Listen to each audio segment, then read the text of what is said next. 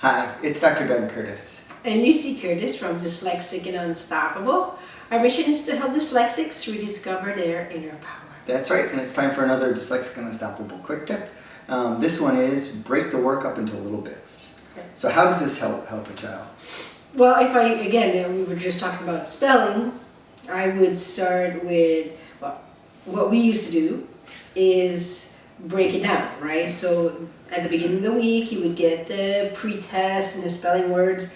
And one of the things we learned in our self-development classes is within the 24 hours that you've learned something, if you practice it right before the 24 hours, you get a 80% retention of whatever you learn. So you want to practice that same night or within the next morning, the earlier, like the closer to when you learned it, that you practice this, you remember the most, right? So that would be my first thing. The second thing would be, it is better to practice a little bit every day than a big chunk on Thursday night before the test, right? Exactly. So first of all, it does a couple things. It's 10 minutes at a time or 5 minutes at a time, right, for each day. So instead of being a half an hour or 45 minutes that you're studying for that spelling, whatever it is, it's 10 minutes each night. So it's easy to get through, so your child can see the end of it.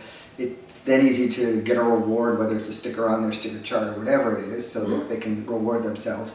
And by doing this, it's repetition, so it's repeatedly reminding them the words, and so it gets stuck in their brain better. Right. So. And the habit of studying, right?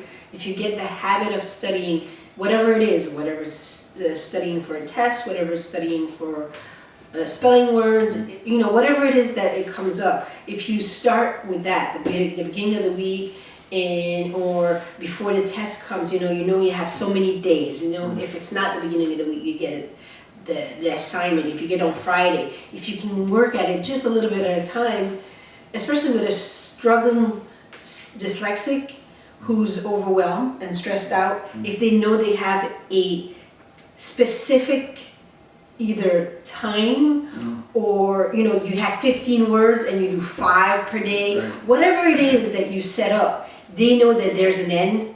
That really motivates them. When they don't see the end of it and it goes on and on and on for every night, they can't. They can't deal. And nobody can deal, but especially for them because they're so exhausted already. Right, exactly. So that's today's Dyslexic and Unstoppable quick tip. Break it up into smaller bits. Thanks.